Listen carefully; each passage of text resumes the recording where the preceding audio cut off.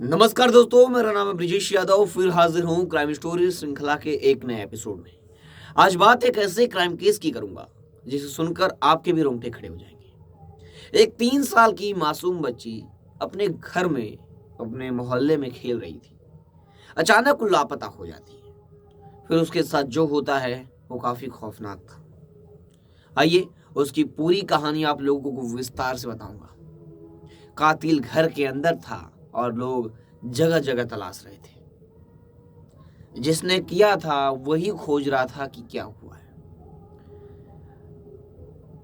आजकल किस पर विश्वास करे, किस पर ना विश्वास करे, ये कहना मुश्किल हो चुका है और करना तो दूर की बात। आइए पहले इस केस को विस्तारित तरीके से आप लोगों को बताता हूं और उसके बाद आप सोचना। आज की जो केस है, आज की जो कहानी है, उसकी शुरुआत होती है उल्लासनगर से। मुंबई से सटा उल्लासनगर ये काफी आगे बढ़ चुका है और यहाँ पर भी जगह जगह से लोग आते हैं, कमाते हैं, अपना आशियाना बनाते हैं और रहते हैं। उसी में था एक और परिवार। उस परिवार में पति पत्नी और उनकी 3 बेटियां थीं। सब कुछ सामान्य था, सब कुछ अच्छा चल रहा था। लेकिन 18 नवंबर 2024 ये दिन उनके लिए काफी दुखद था। शाम का लगभग 7 से 8 बजे का समय था, यानी जब महिलाएं घरों से बाहर निकलती हैं और सब्जी लाने या घर का कुछ सामान लाने, किराना का सामान लाने बाहर निकलती हैं ज़्यादातर महिलाएं। तो उस समय बच्चे क्या होता है, घर पे या मोहल्ले में खेलते रहते हैं दूसरे बच्चों के साथ। तो ऐसा ही हुआ, उनकी भी एक बेटी थी। वो बेटी भी खेल रही थी मोहल्ले में और वो बेटी मात्र 3 साल की थी। खेलते खेलते सब कुछ सामान्य था। घर वाले बाहर गए हैं, कामों में व्यस्त हैं, जो लोग हैं सब व्यस्त हैं। जैसे ही माँ को पता चलता है कि उनकी बेटी दिख नहीं रही कहीं, जब माँ घर आती है, जब वो उनकी बेटी दिखती नहीं है तो पहले तो आसपास क्या होता है, माँ बाप नज़र डालते हैं कि आसपास है कि कहीं है और है। तो जब उन्होंने नज़र डाला आसपास तो देखा तो उनकी जो बेटी है, उनकी जो बच्ची है वो नज़र नहीं आ रही है और 3 साल की मासूम बच्ची कहीं दिख नहीं रही है। तो आसपास पड़ोसी मोहल्ले के लोगों से पूछताछ करना शुरू हुआ, क्योंकि बच्चे अक्सर दूसरों के घरों जाते हैं जहाँ उनके फ्रेंड्स हैं, छोटे छोटे बच्चे फ्रेंड्स होते हैं, तो वहाँ जाकर भी खेलते हैं। तो वहाँ पर भी जाकर पूछताछ हुई, लेकिन वहाँ पर भी कुछ अता पता नहीं चला। जहाँ वो बच्ची जाती थी वहाँ पर भी नहीं थी। परिवार उस समय इतना नहीं सोचता है कि उनकी बेटी कहाँ चली गई, उनका लड़का कहाँ चला गया। जब गुम होते हैं तो उनको लगता है आस पड़ोस में होगा, कहीं खेल रहा होगा। लेकिन उन्हें नहीं पता था कि उसके साथ आगे क्या होने वाला है। अब बच्ची को खोज रहे थे जगह जगह, बच्ची के बारे में कुछ अता पता नहीं था।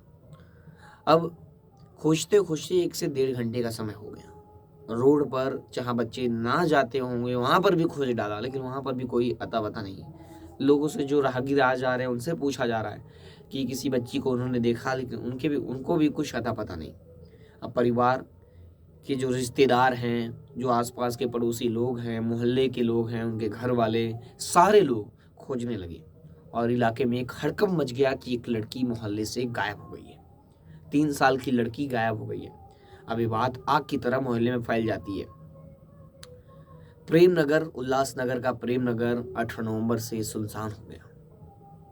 एक सनसनी फैल गई कि 3 साल की मासूम बच्ची कहाँ चली गई। 2 से 3 घंटे का समय बीतने के बाद अब परिवार वालों के पास कोई ऑप्शन नहीं था एक मामला दर्ज कराने की सिवा। तुरंत नज़दीकी पुलिस स्टेशन, हिल लाइन पुलिस स्टेशन पहुंचे परिवार वाले और मामला दर्ज कराया गया बच्ची के गुमशुदगी का। बच्ची के मिसिंग मामला दर्ज होने के बाद पुलिस क्या करती है, क्या होता है, अगर बच्चे अक्सर गायब होते हैं या कोई लड़की गायब होती है तो पुलिस लगभग 24 घंटे तक लगा देती है एफआईआर दर्ज होने में। क्योंकि पुलिस को ऐसा लगता है कि वो तुरंत तत्परता दिखाते हुए अगर इन्वेस्टिगेशन शुरू की और बच्ची कहीं रूम में खेल रही हो तो पुलिस सोचती है कि 24 घंटे देख लिया जाए क्या होता है, या 12 घंटे देख लिया जाए, कहीं बच्ची होगी तो ज़रूर आएगी घर पे। और अगर कोई लड़की है, बड़ी है, तो कहीं चली गई है। आजकल क्या है, लव अफेयर का मामला भी बहुत है, तो लड़की लोग क्या करते हैं कि अक्सर किसी के साथ चले जाते हैं और परिवार वाले अपहरण का मामला दर्ज करा देते हैं, तो ऐसा भी होता है। लेकिन इस केस में वो बच्ची छोटी थी, 3 साल की मासूम बच्ची कहाँ लापता हो गई। लेकिन पुलिस को लग रहा था कि बच्ची आस पड़ोस में होगी, क्योंकि परिवार वालों का आरोप है इस केस में कि पुलिस ने जो इन्वेस्टिगेशन है लेट से शुरू किया, लेकिन ऐसा नहीं है। पुलिस वेट करती है, वेट एंड वॉच की नज़र में रहती है कि कहीं बच्ची कहीं गई होगी तो आ जाएगी, आज साथ उसकी खेल रही होगी तो आ जाएगी, लेकिन ऐसा इस केस में नहीं हुआ। लगभग 3 दिन का समय बीत गया। 3 दिन का समय बीतने के बाद भी लड़की के बारे में कुछ अता पता नहीं चला। और फिर कल गुरुवार यानी 22 नवंबर को दोपहर को एक व्यक्ति की नज़र एक बॉडी पर पड़ी। बच्ची की बॉडी थी और बॉडी आधी जली हुई थी। अब इसकी जानकारी तुरंत जब नज़दीकी पुलिस स्टेशन में दिया गया, तुरंत मौके पर पुलिस की टीम पहुंची और इलाके में हड़कंप मच गया। और जब बॉडी की शिनाख्त की गई तो वही बच्ची है जो 3 दिन पहले 18 नवंबर की शाम को लापता हुई थी। अब सबसे बड़ा सवाल ये उठता है कि उस मासूम बच्ची के साथ क्या हुआ। वो 3 साल की मासूम बच्ची किसी का कुछ बिगाड़ भी नहीं सकती, किसी का कुछ कर भी नहीं सकती। उसने क्या किया था कि उस 3 साल की मासूम बच्ची को भी राक्षसों ने नहीं बख्शा, यही कहा जा सकता है। 3 साल की मासूम बच्ची किसी का क्या बिगाड़ सकती है, और उसे इतनी बेरहमी से उसकी हत्या करके और उसको जला दिया गया, वो भी जली बॉडी उसकी मिली है। अब इस केस जैसे ही ये न्यूज़ आग की तरह फैली, उस मोहल्ले में हड़कंप मच गया, सनसनी फैल गई।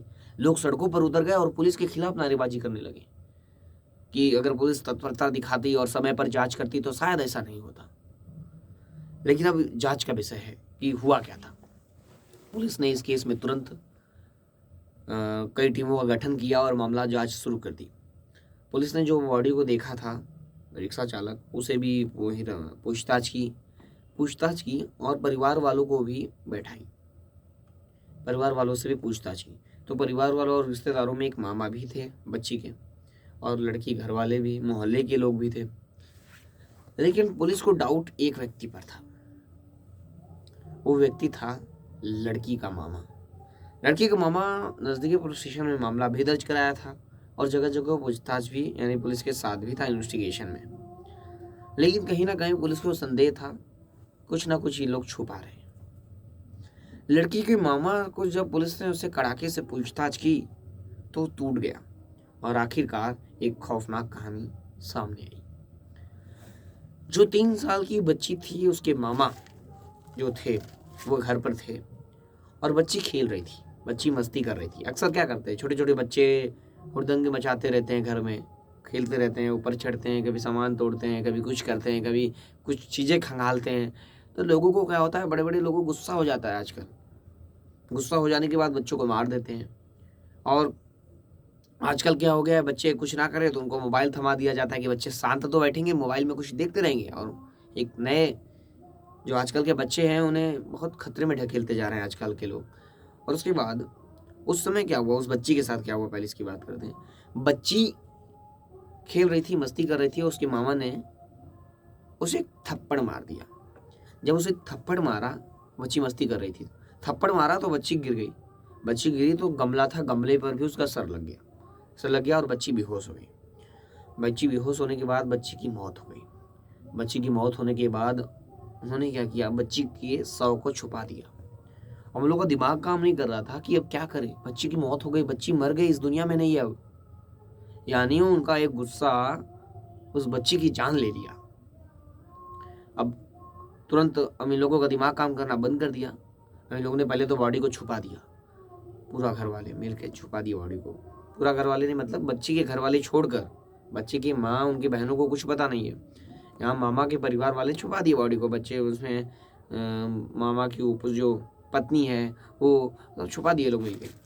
छुपाने के बाद अभी लोगों ने दिमाग लगाया कैसे बॉडी को ठिकाने लगा जाए। फिर उसके दूसरे तीसरे दिन महाराष्ट्र में इलेक्शन चल रहा था, आचार संहिता लगी हुई थी और फिर 20 तारीख को वोटिंग थी। उसी दिन ये लोग क्या किए, रिक्शे की मदद से लड़की को लेकर बैठे, उनकी पत्नी और एक रिक्शा ड्राइवर, इसका दोस्त मामा का, ये लोग क्या किया, एक सुनसान जगह पर बॉडी को फेंक दिए और वहां पर ठिकाने लगाकर जला दिए बॉडी। जलाने के बाद वहां से ये लोग फरार हो गए। सावधान रहिए, सतर्क रहिए। फिर मिलूंगा एक नई कहानी, एक नई घटना के साथ। तब तक के लिए जय हिंद।